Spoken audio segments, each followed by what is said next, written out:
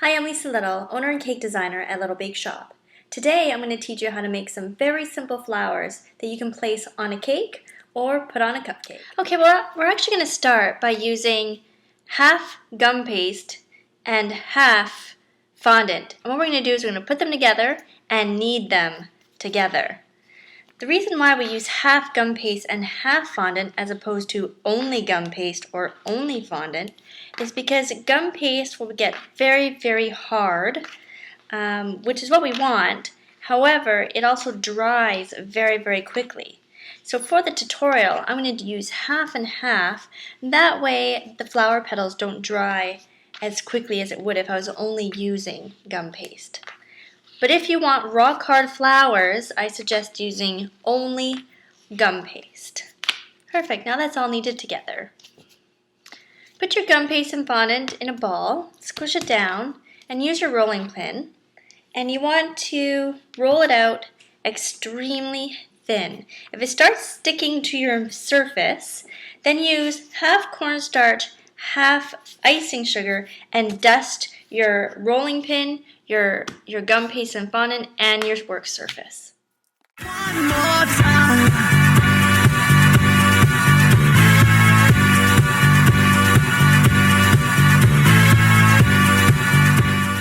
So as you can see, I rolled it out very, very thin. And I'm going to use just a normal, like a large size flower cutter.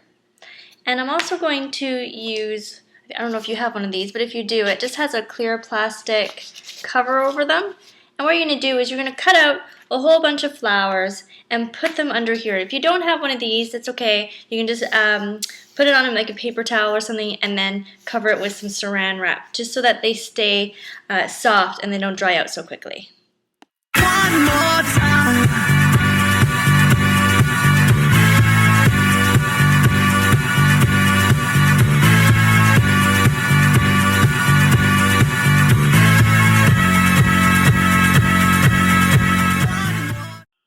So as you can see, I used a large, a medium, and a small cutter. You can use any size you want. I just happen to have these three. I bought them from Wilton, from Michael's craft store, but you can buy any cutters you want. And then whenever you have any leftover gum paste or fondant, you want to make sure that you take some saran wrap or a plastic, like a Ziploc bag or something, and make sure you cover it and squeeze it all the air out so that it doesn't get dried out. For the next step, what you're going to need is a small piece of thin foam like this. You're going to need a ball tool. I'm using a Wilton plastic one, but they come in metal and they work just as great. And you need either a knife, or I got an X-Acto knife here, something to cut. So what we're going to do is we're going to take a large petal, large flower, and what we're going to do is we're going to take our knife and just cut in between each petal a little bit, like that, all the way around the flower. And we're going to do this for the large ones, the medium ones, and the small ones. And you'll see why later.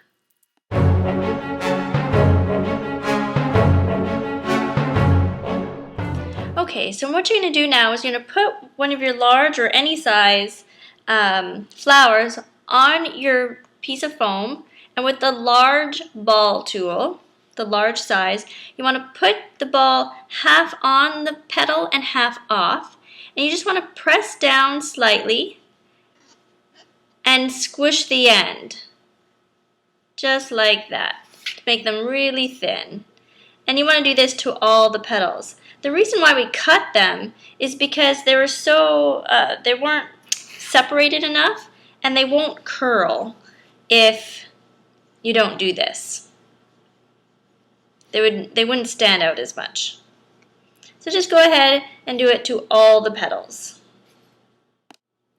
So once you have the petals thinned out, you want to take a large piece of foam, a thicker one, place your flower with the thin edge on the big foam, and with your large ball again, you just want to push down in the middle of the petal and pull down towards the middle. And not too hard, you just want it to pop up like this.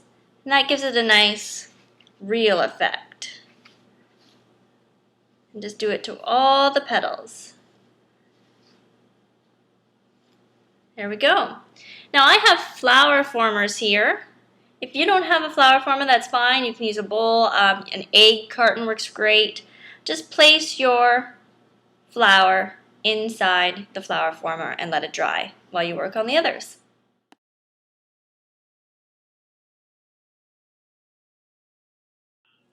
So once your flower petals are dry, like this, and they hold their shape, like that, and they don't wilt, we can start to paint them.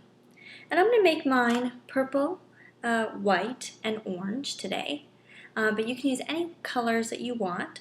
I'm going to use petal dusts like this. This one's called Birds of Paradise. It's one of my favorites. And you're going to need petal dust, and you're going to need paintbrushes. I have a variety here. And what we're going to do is just going to paint, and you can paint them however you want. I'm going to do closer to the middle and the edges, but you can paint them however you want with any other colors that you want. One more time.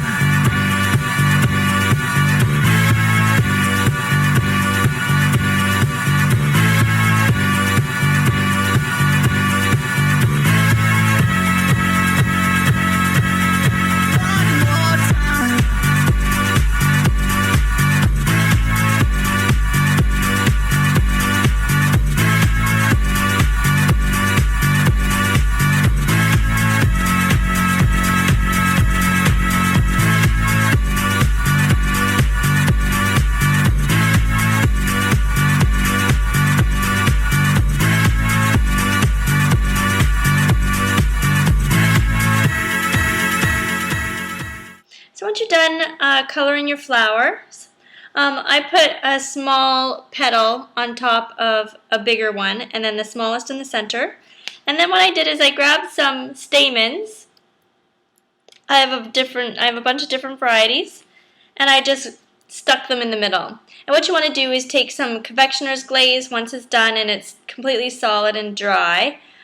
Just dip them in some confectioner's glaze, and it becomes all shiny, and then the color won't come off. And there you have it, a beautiful flower. Like I said, I did mine in purple and orange, but you can do it in any color that you like. I hope you enjoyed this tutorial. So now you know how to make a beautiful flower for your cake or for your cupcakes. You can make them any size. It just depends on the size of your cutters. You can make them more roughly, less roughly, and of course, you can make them any color that you want. I hope you thought this tutorial was useful. Please subscribe at www.vancouvercakes.com or send your comments below. I'd love to hear from you. Take care. Bye for now. One more time.